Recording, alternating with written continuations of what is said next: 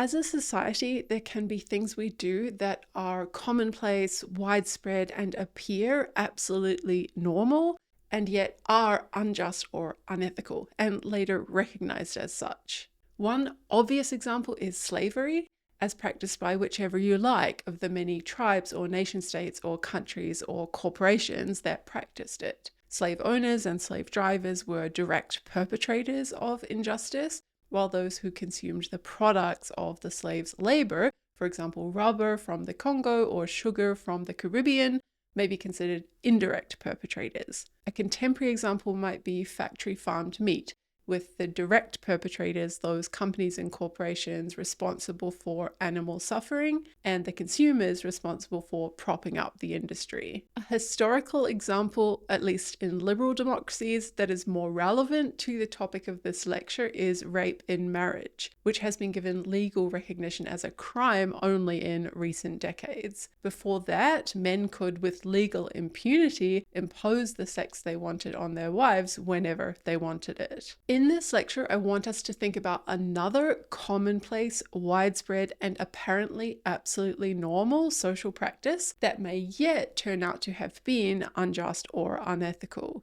And that practice is heterosexual sexual intercourse. Let me emphasize that I don't mean all sexual activity between heterosexuals. This lecture is not about sexual pleasure or sexual activity per se. It is specifically about penetrative sex involving a penis and a vagina. In other words, intercourse. And although my focus is on heterosexual sex, I don't necessarily mean to exempt lesbian and gay sex from any critique. Where this sex is imitative of heterosexual sex, where the gay or lesbian couple divide themselves by more or less permanent sexual roles, where one fucks and the other is fucked, the critique will apply to them, even though their sexual practices may be less directly tied to some of the things we think make heterosexual sexual intercourse unethical. This lecture is a bit experimental in the sense that I did not teach this topic as part of the University of Melbourne course. When it came to sex, I tended to cover one or more of prostitution, pornography, parental rights, and or surrogacy,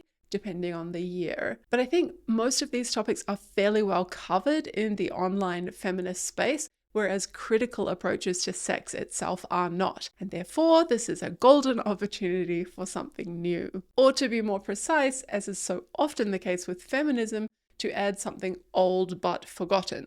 Because both Andrea Dworkin and Catherine McKinnon, among others, did critique sex itself. Their views, however, were caricatured into oblivion as all sex is rape, and in any case, the sex-positive feminists won the culture war, and that was that. As Dworkin wrote in her 1987 book, Intercourse, in America, there is the nearly universal conviction, or so it appears, that sex, fucking, is good, and that liking it is right, morally right, a sign of human health, nearly a standard for citizenship. Even those who believe in original sin and have a theology of hellfire and damnation express the American creed, an optimism that glows in the dark. Sex is good, healthy, wholesome, pleasant, fun. We like it, we enjoy it, we want it, we are cheerful about it.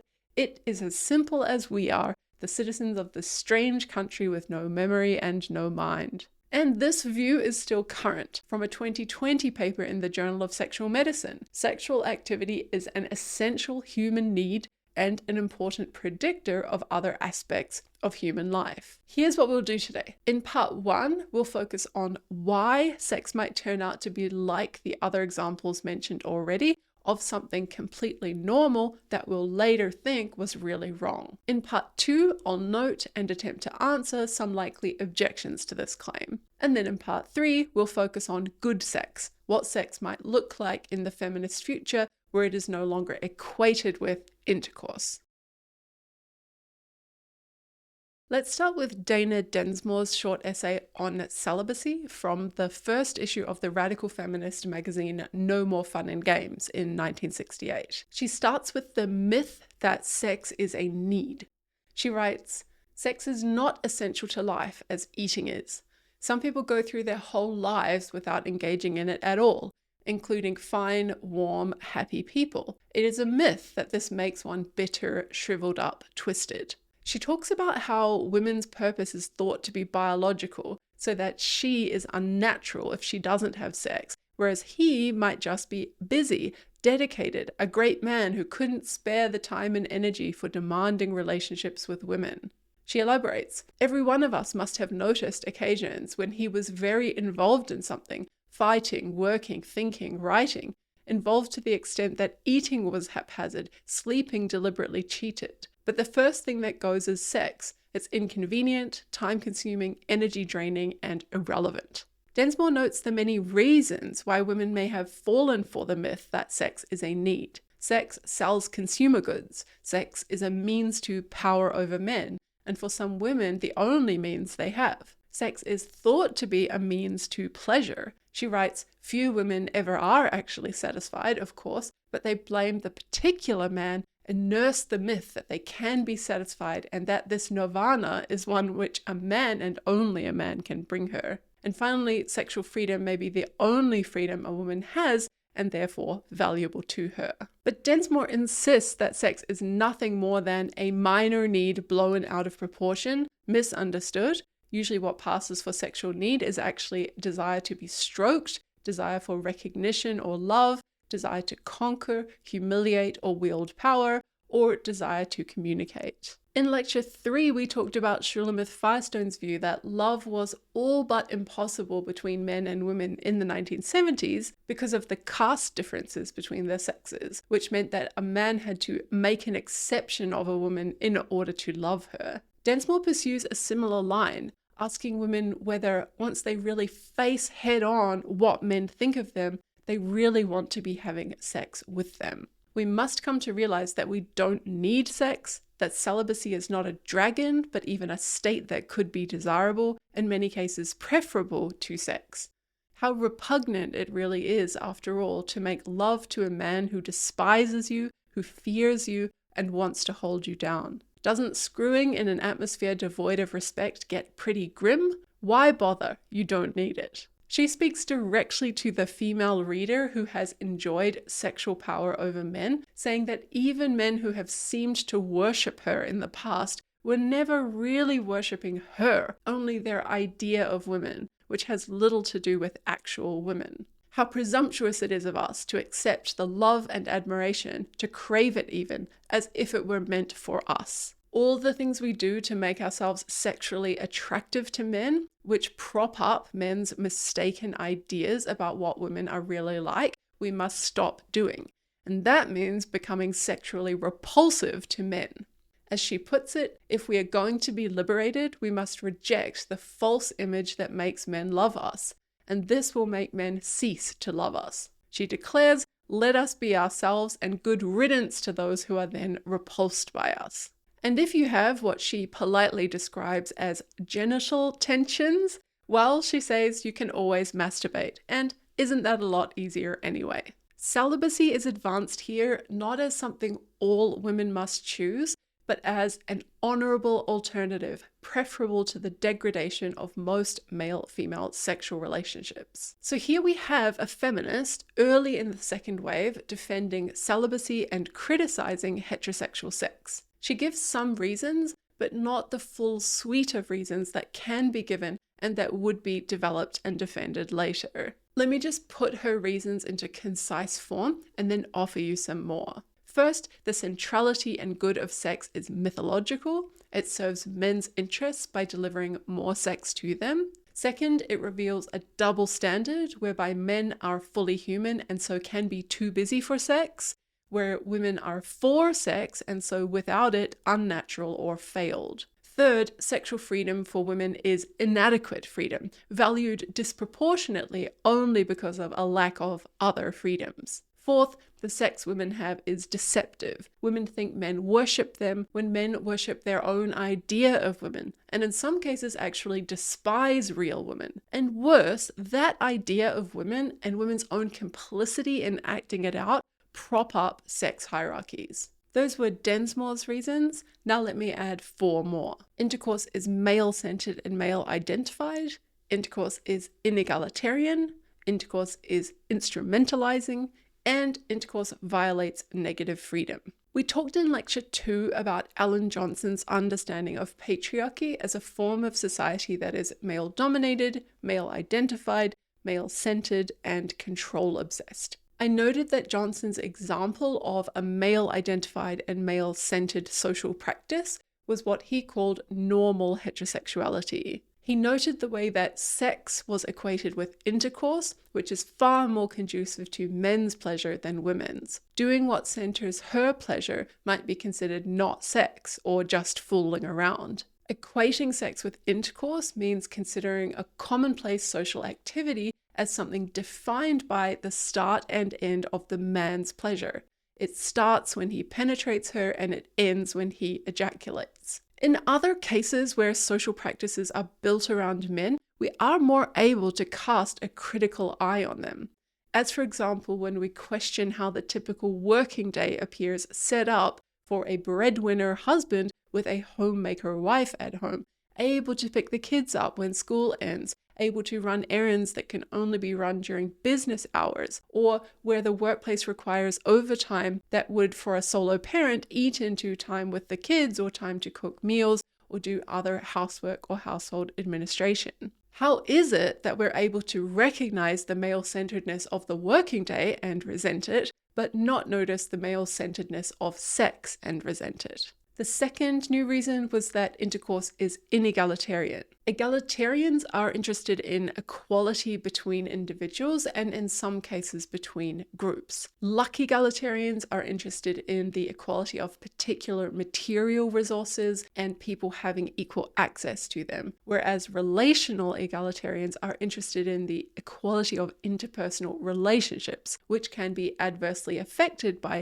negative attitudes about particular groups. Sex clearly isn't a material resource in the way that money or shelter or food are. So if sex is going to fit into the standard divisions between egalitarians, it must be in relational terms. We might say that the asymmetries in the social practice of sex are a sign and symptom of the social hierarchy between men and women as social groups. I talk a little bit about the asymmetries of sex in my debate book with Angie Pepper, Is It Wrong to Buy Sex? There I note asymmetries in time spent on his versus her pleasure, the orgasm gap, and the fact that nearly 3/4 of straight women say they have intercourse every or nearly every time they engage in sexual activity, yet, according to another source, 70 to 90% of women don't orgasm from intercourse alone, which is to underline the point made already that intercourse is male-centered and male-identified. Different asymmetries might be more salient depending on whether we're thinking about sex inside relationships or casual sex. Hookup culture produces exceptionally bad sex for women, and yet is commonplace. And on this topic, I recommend both Louise Perry's The Case Against the Sexual Revolution and Christine Ember's Rethinking Sex. This is not to say that women get nothing out of casual sex. She might experience considerable psychological pleasure in the form of feeling validated in her sexual attractiveness to men. Here's Phoebe Waller-Bridge's character in Fleabag expressing something like this point. I'm not obsessed with sex. I just can't stop thinking about it. The performance of it, the awkwardness of it, the drama of it. The moment you realise someone wants your body. Not so much the feeling of it. Not so much the feeling of it is the admission that the physical aspect of sex is not what she likes about sex. But he is likely to experience psychological pleasure too, in the form of validation that he can attract women for casual sex, in addition to his considerably greater physical pleasure. So there may still be overall asymmetry.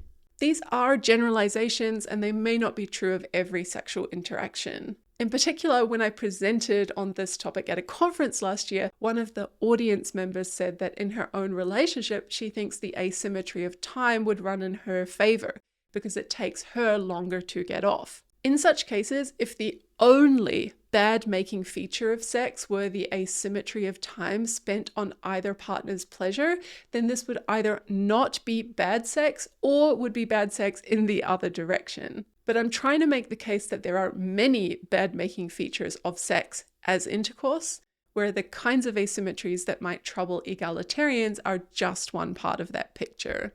Third new reason, intercourse is instrumentalizing. To instrumentalize a person is what it sounds like. To use another person as an instrument or tool in the achievement of your ends, rather than to treat them as a person. In sex, this is most visible in prostitution. The man treats the woman's body, the woman herself, as an instrument to achieving his pleasure. In my chapter on prostitution in gender-critical feminism, and also in the debate book I mentioned already, I quoted a porn star talking about porn sex, which I think illustrates the point perfectly. He said, "I used to say it's like borrowing somebody's body to masturbate with." And he also comments that this is not bad, better than real jerking off. This kind of use also happens in casual sex. Here's one dramatic example from Cordelia Fine's 2017 book, Testosterone Rex. A large-scale study of thousands of female North American college students found that they had only an 11% chance of experiencing an orgasm from a first casual hookup. While many men felt that bringing their girlfriend to orgasm reflected well on their masculinity,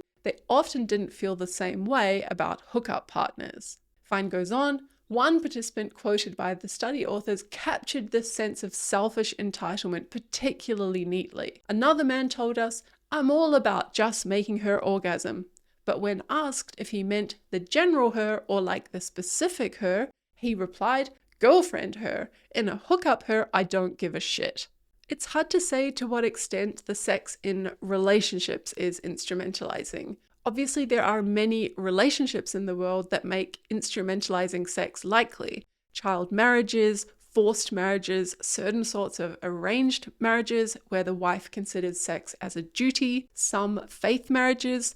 I'm thinking, for example, about the portrayal of sex in the Netflix series Orthodox. There are obviously some men who approach girlfriends and wives in the spirit of acquisition and may well be imposing instrumentalizing sex, and which the girlfriends and wives may be willing to tolerate for other reasons. The distinction between bad sex and instrumentalizing sex is relevant here. A partner may be sincerely committed to achieving mutually enjoyable sexual activity and yet just not really know what he is doing, or have been deluded by porn into thinking that she enjoys whatever he wants to do to her, and so have false beliefs about what actually is mutually enjoyable. It seems to me that bad sex is not yet unethical or unjust sex. It might depend on exactly why the sex is bad, whether because of excusable ignorance or because of disregard or even malice. The final reason I wanted to put on the table for consideration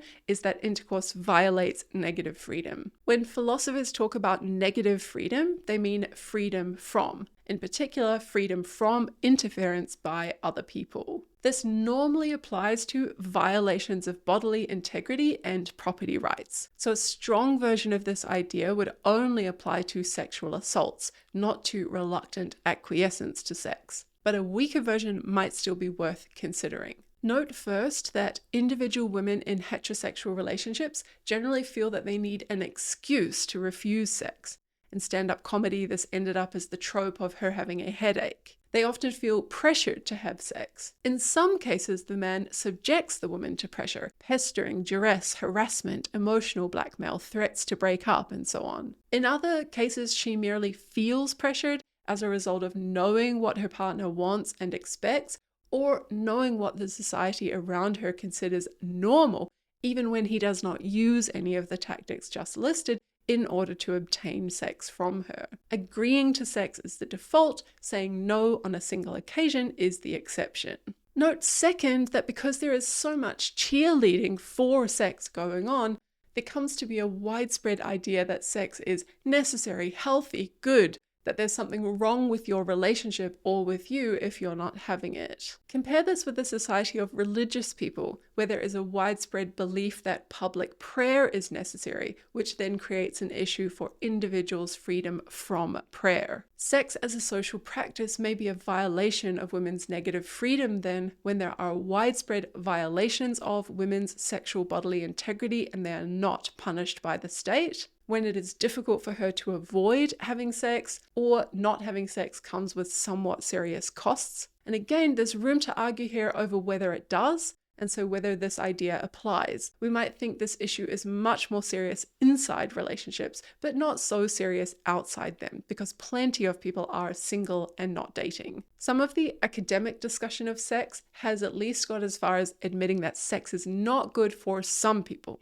For example, a paper in a collection on leisure studies allows that sex is different things to different people, including that it can be a conduit to the most wonderful sensations, a tiresome chore, a painful imposition, or simply tedious, a functional way of keeping oneself healthy and in touch with a partner, more like an extreme sport where orgasm, temporary pleasure, is less important than as a side effect of testing the body's limits, acquiring skills and knowledges, thrill-seeking and risk-taking sought as pleasures in their own right. A similar point is made by an empirical survey of all the reasons why people have sex, which came up with 237 different reasons. Among the top 50 reasons cited, along with the more predictable, were I wanted to show my affection to the person, I wanted to please my partner, the person really desired me, it seemed like the natural next step in my relationship, it just happened, it was a special occasion,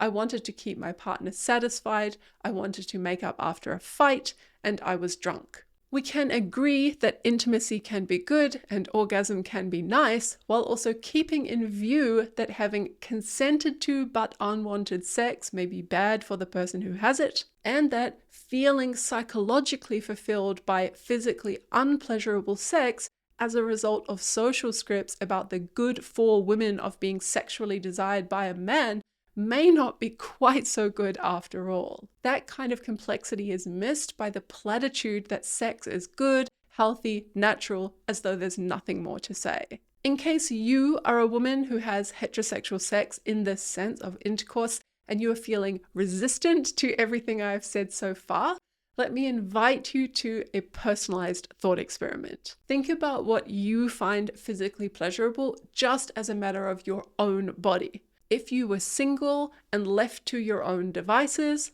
literally, how would you get yourself off? How often would that involve penetration of any kind? And what proportion of the total sexual activity would involve penetration? For example, is it the main thing you like?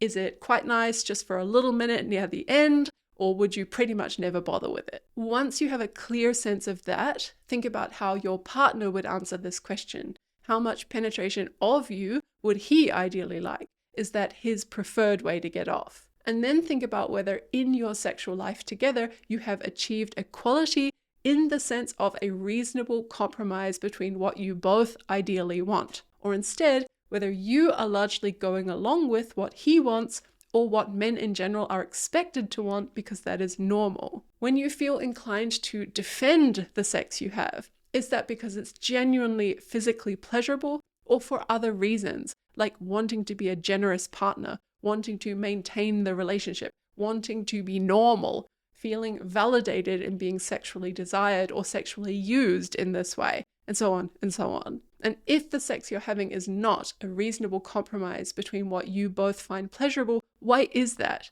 And could it have anything to do with sexism?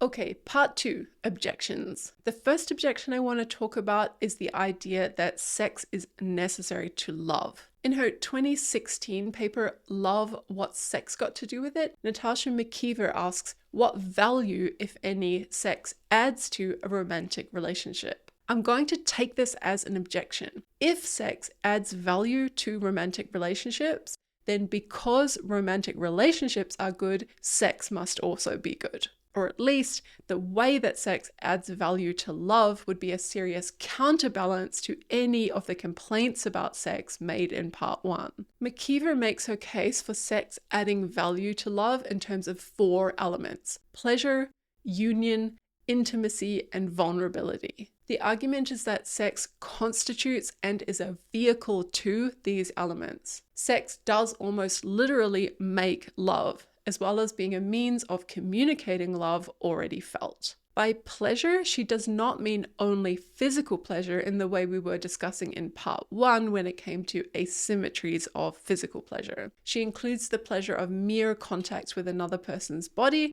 and psychological pleasure, for example, a sense of achievement from giving another person intense pleasure, or vengeful satisfaction from having adulterous sex after one's spouse has treated one badly. She says that we expect romantic love to be joyful, exciting, and to add value to our lives. We want it to be, among other things, a pleasure. Because sex can be fun, silly, relaxing, and physically pleasurable, it can be one of the pleasures of a romantic relationship. She writes, "We think that a relationship that involves frequent sex is a good relationship, in part just because it involves sexual pleasure, which is considered inherently good, but also because we assume that the partners probably know how to sexually please one another and want to make each other feel good.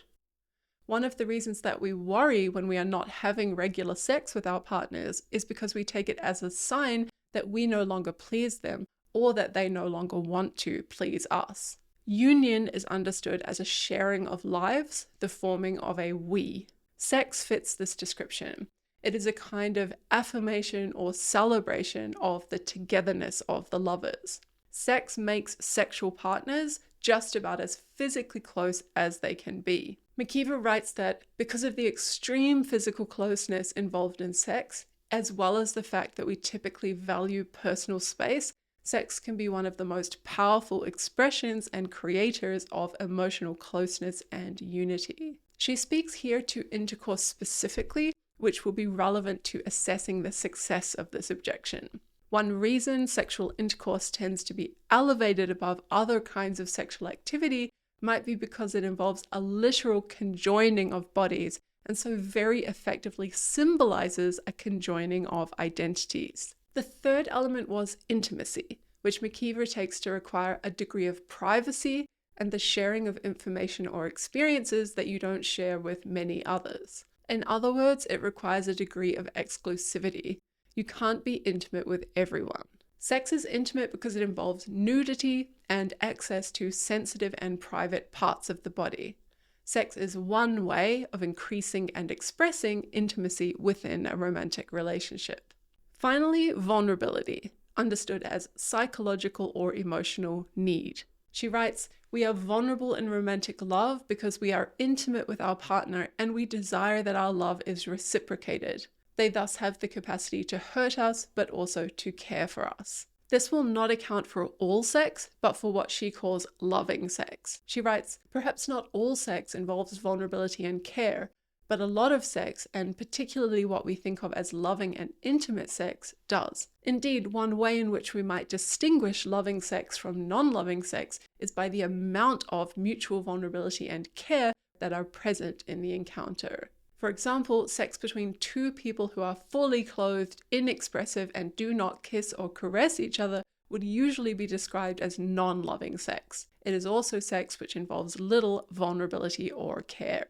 In sum, sex can add value to romantic love by creating and enhancing pleasure, union, intimacy, and vulnerability. This does not mean that sex is necessary to romantic love, but as McKeever puts it, romantic love without sex might be somewhat impoverished, depending on how the individuals in the couple think and feel about sex generally. Are these considerations enough to show that the critique of intercourse is incorrect, or at least counterbalanced? I think the answer is no, because everything that McKeever says about the value added by sex could remain true with sex reconceived as the giving and receiving of pleasure without intercourse. Pleasure, union, intimacy, and vulnerability can all be achieved with what we might now think of as mere fooling around rather than sex proper. The only element where we might think intercourse is required is union, in the sense of getting as close as it is possible for two people to get.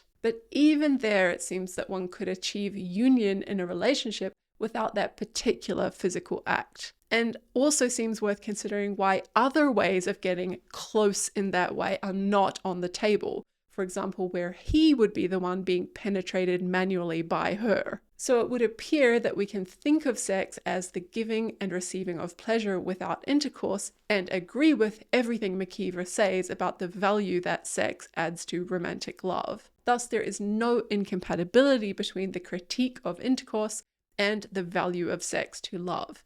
The objection does not go through.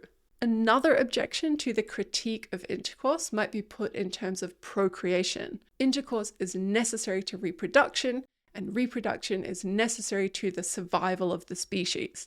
A critique of intercourse may lead to people not having it, which may lead to population collapse, which may lead to species extinction. Okay, this is a pretty melodramatic argument, but you do hear podcast bros making it sometimes, so I will address it. First of all, most people in the whole world could stop reproducing and there would still not be species collapse. Species collapse means no humans at all, and even one country or even one small community within one country could keep the species going. This is really no objection at all to a critique of intercourse. Second of all, population collapse is a challenge for economists and policymakers, but it should not be taken as obvious that we should keep doing something unethical or unjust only to avoid some other issue that would be unethical or unjust. Even if we're straight up utilitarians, we'll need to think about which issue involves more harm overall. And more desirably, we'll need to think about whether there are ways to solve both sets of problems. People made economic arguments for retaining slavery. We can reconceive sex so that it is not unjust or unethical and work out ways to support an aging population.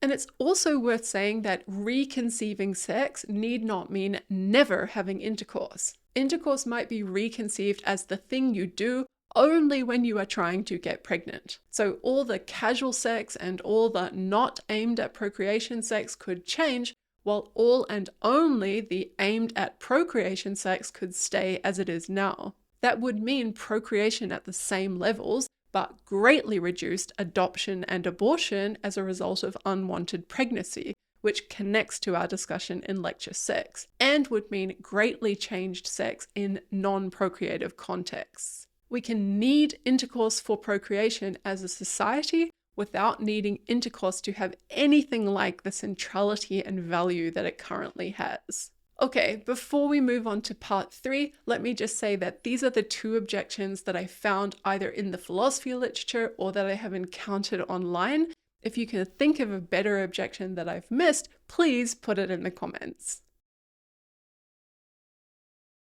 Okay, part 3, good sex. To finish, let's turn to the question of good sex, or what sex might look like in the feminist future.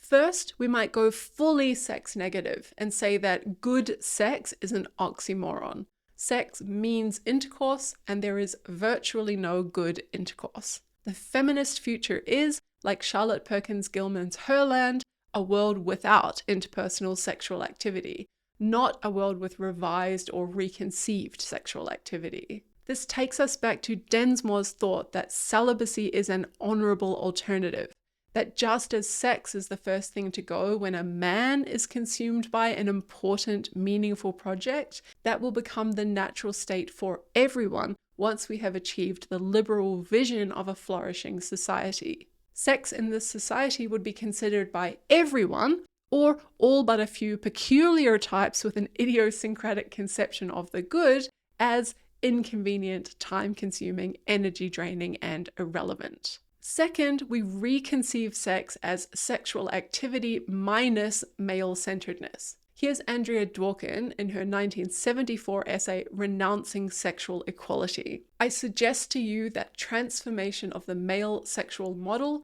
under which we now all labor and love, begins where there is a congruence, not a separation, a congruence of feeling and erotic interest, that it begins in what we do know about female sexuality as distinct from male: clitoral touch and sensitivity, multiple orgasms, erotic sensitivity all over the body, which needn't and shouldn't be localized or contained genitally, in tenderness, in self-respect, and in absolute mutual respect. For men, I suspect this transformation begins in the place they most dread, that is, in a limp penis. I think that men will have to give up their precious erections and begin to make love as women do together. I am saying that men will have to renounce their phallocentric personalities and the privileges and powers given to them at birth as a consequence of their anatomy, that they will have to excise everything in them that they now value as distinctively male. No reform or matching of orgasms will accomplish this. This is a radical vision of a very different sexual practice, where lesbian sex is the template for all sex. I think what she has in mind is the mutual pleasure giving and receiving, the turn-taking of lesbian sex, as opposed to the penis-driven nature of intercourse. But her reference to a limp penis and giving up their precious erections is probably overstated, in that nothing about reciprocal, respectful, mutual sexual activity would require the man not getting off. It would just require the man getting off differently than he currently does. Recall the porn star's description of sex as masturbation in or with another person's body. That does not seem particularly reciprocal, respectful, or mutual, especially if it causes her discomfort or pain. Third, and the least revisionary of the proposals, we introduce new ethical standards for sex, but we leave intercourse in the mix. Melissa Fahmy, in her essay in the 2023 collection Kant on Sex, Love and Friendship, offers a neo-Kantian view of good sex. Kant's actual view of sex was that it was an instrumentalization of the other and therefore morally impermissible, which is fairly well aligned with some of the critique of intercourse outlined in Part 1. Fahmy's concern is to build on Kant's more general principles for ethics in order to offer a more positive view of sex. As she puts it, if Kant's own views on sex are not ones contemporary Kantians can endorse, then we must construct a more plausible and yet still Kantian moral theory of human sexual relations. Good Kantian sex is sex that is not morally unworthy or morally bad, and therefore sex that would defeat the ethical objections raised in Part 1. The general idea is that good Kantian sex must be compatible with treating oneself and one's partner as ends in themselves. At a minimum, this requires the other's consent, meaning that sex cannot be obtained through deception or coercion or incapacitation caused by drugs or alcohol. But there is much more to good Kantian sex than mere consent. And this is worth saying because so much of the contemporary literature on sex starts and ends with consent. Kant thought that we all had a duty to take others' happiness to be one of our ends, to promote, according to one's means, the happiness of others in need without hoping for something in return. When something is one of our ends, we should rationally take the means necessary to achieving it and not take the means that would cause it to not be achieved. For example, if my end is to become a doctor, I should go to medical school and not commit a crime that would make me ineligible for medical school. In general, as I pursue my own ends, including my own happiness, I must be mindful of how my actions impact the well-being of others. It might make me happy to greet each day by singing loudly from my back porch at sunrise, but I should consider the impact this practice has on my neighbors. There are not precise rules for how to do this, but the general point remains that the obligatory end gives us reason to promote others' happiness, as well as reasons to avoid doing things when we foresee that they would diminish others' well-being, though these reasons will not always be decisive. Applied to sex, taking others' happiness to be one of my ends gives me reason to care about whether engaging in sexual relations with me would be detrimental to my partner's well-being, just as I have reason to care about whether my morning singing might be problematic for my neighbors. That also means I should seek further information and investigate to make sure that I am in fact getting things right as to what is conducive or detrimental to my prospective sexual partner, and that I should refrain from sexual activity with a person when I have reason to believe that such relations would likely diminish the happiness or well-being of my partner. Thus, good Kantian sex is something more like informed consent to sex rather than mere consent to sex. It requires our being transparent about what we want and why, including for the sake of pleasure, to satisfy an appetite, for revenge as a distraction, to avoid dealing with problems, to dispense with virginity, to get a part in a film, to remain economically secure in a long-term relationship, to achieve status or masculine identity, to reclaim youth or bolster self-esteem, to prove something to yourself as an act of beneficence or pity, for procreation or money, power, domination, romance. And to be transparent with others, we will need to first be honest with ourselves about what our reasons are. There might even be cases where we are fully transparent and the other gives informed consent, and yet we still judge that a sexual relationship will cause the other more harm than benefit, in which case we should still decline to engage in sex. So good Kantian sex also exceeds informed consent, despite being much closer to it than to mere consent. Fahmy takes herself to have vindicated Kant's view that there is something morally precarious about human sexual relations. She continues, though I disagree with Kant's descriptions of the nature of sexual desire and gratification, I am sympathetic to his view that the arena of human sexual relations is fraught with danger of mistreating others and allowing ourselves to be used in morally problematic ways. This is a view of sex capable of preserving the centrality of intercourse, for it focuses on the beliefs and attitudes of the prospective parties to the sex, and not the background conditions that construct sex as involving a specific set of activities. If a man is transparent that he wants to engage in intercourse as a distraction from a recent heartbreak, a woman judges this to be something she'd like to help him with, and the man does not judge that this sex will cause her more harm than benefit, then the sex is capable of counting as good Kantian sex, even if it is just intercourse and does not involve any pleasure to her. Okay, this was the last of our 3 lectures on applied topics. We're turning in the next 2 lectures to orthodoxies of mainstream feminism, namely so-called white feminism in Lecture 8 and trans inclusion in Lecture 9. See you then.